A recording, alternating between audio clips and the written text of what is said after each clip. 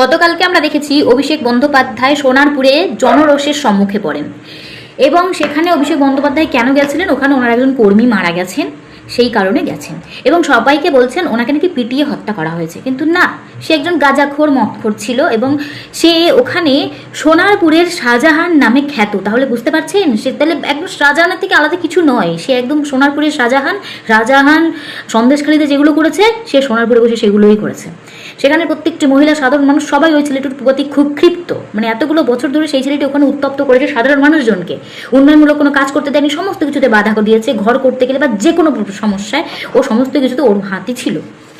সেই ব্যক্তি যখন মারা যায় সেখানে অভিষেক বন্দ্যোপাধ্যায় যায় সহানুভূতি জানাতে। সেখানে যদি অভিষেক বন্দ্যোপাধ্যায় কোনো ভালো কর্মীর বাড়িতে যেতেন মানুষ এত রেগে যেত না, কিন্তু মানুষ গেল ওই অসভ্যর বাড়িতে গেছিল বলে মানুষ রেগে গেছে। এবং এত বছর ধরে এত সুন্দর কাজ করেছেন এই মমতা ব্যানার্জি এবং তার ভাইপো, মানুষের একটু ক্ষিপ্ত ছিল তাদের উপরে, তো সেখানে একটা জনরোষ সৃষ্টি হয়। এবং সেখানে আমরা দেখি যখন অভিষেক বন্দ্যোপাধ্যায়কে গার্ড করে নিয়ে আসা হচ্ছে, বেশ কিছু মানুষ তার উপর পচা ডিম ছুঁড়ে মেরেছে। ডিম খেয়ে সবাই জিমে যায়, এখানে অভিষেক বন্দ্যোপাধ্যায় ডিম খেয়ে হসপিটালে গেছে এবং এই ভিড়ের মধ্যে বেশ কিছু মানুষ কিলঘুষি মারছিল। এবং যাদের মুখগুলো সামনে এসেছে তারা কারা? তারা এই টিএমসির ঘনিষ্ঠ, মানে সম্পূর্ণ প্ল্যানিং করে এই ঘটনাটা জনরোষের একটা লাভ পাওয়ার জন্য অভিষেক বন্দ্যোপাধ্যায় নিজেই ক্রিয়েট করেছে। তাদের লোকদের দিয়ে এরকম মারঘুষি খেয়েছেন এবং সেটা নিয়ে এখন উনি পলিটিক্স করতে চাইছেন। এবার তার এই মার খাওয়া নিয়ে অনেকে কুমির মাছের কান্না করছে, বলছে বিজেপি নাকি চারিদিকে হিংসামূলক কাজবাজ করছে, হিংসা ছড়াচ্ছে, বিজেপি একটা হিংস্র দল, অসভ্য দল, বর্বর দল, মানে যাচ্ছে তাই এরকম কমেন্ট করছে। তো শোনো, আমরা সকলেই এতগুলো নির্বাচন দেখেছি এবং বিগত নির্বাচন 21-এর নির্বাচনটা আমরা দেখেছি। সেখানে আমরা দেখেছিলাম একজন বয়স্ক মহিলা, আজকে যারা অভিষেকের এই সামান্য মার খাওয়া নিয়ে এত কুমিরের কান্না ন্যাকামো করছো, তারা সেদিনকে কোথায় ছিলে? 21-এর নির্বাচনে ভোট পরবর্তী হিংসার কারণে, বিজেপি করার কারণে একজন মহিলা যার বয়স 80 থেকে 85 বছর বয়স হবে, ভুলে গেছো নিশ্চয়ই, আমরা তো বাঙালি, আমরা তো ভুলে যাবোই। আমি ছবিটা দিচ্ছি, একবার দেখে নাও, এখানে দিয়ে দিচ্ছি, মহিলাটার মুখটা দেখে নাও। 80 বছর বয়স একজন মহিলা, বৃদ্ধ মহিলা, তাকে কিভাবে মারা হয়েছে, তার মুখটা দেখো কিভাবে মারা হয়েছে, তার মুখ ফুলে গেছে, জায়গায় জায়গায় রক্ত জমাট বেঁধে গেছে। অভিষেক বন্দ্যোপাধ্যায়কে একটু খালি গায়ে করে দেখো তো তার শরীরে একটু এরকম কোনো চিহ্ন আছে কিনা। নেই, ছেড়ে দিলাম। খগেন মুর্মুর কথা মনে আছে, আদিবাসী সাংসদ, তার রক্তাক্ত মুখটার কথা মনে আছে?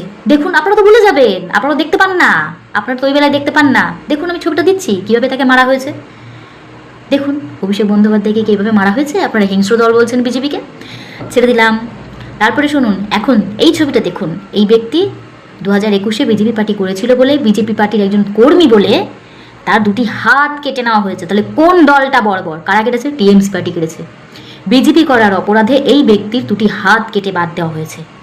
এই ব্যক্তির ফ্যামিলি আছে তো, সন্তান আছে তো, তাদেরকে মানুষ করবে? ভাবুন তো, তাহলে কারা বর্বর দল? কাদের বলছেন? একবার দেখুন বাড়ি কি নিজেদেরকে। অসভ্য দল কারা? টিএমসি মানেই চোর, টিএমসি মানেই অসভ্য, টিএমসি মানেই গুন্ডা, টিএমসি মানেই বর্বর। ছেড়ে দিলাম।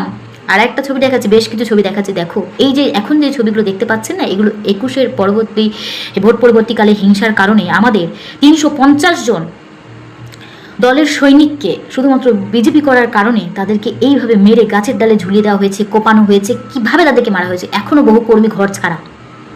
বর্বর দল কাকে বলছেন?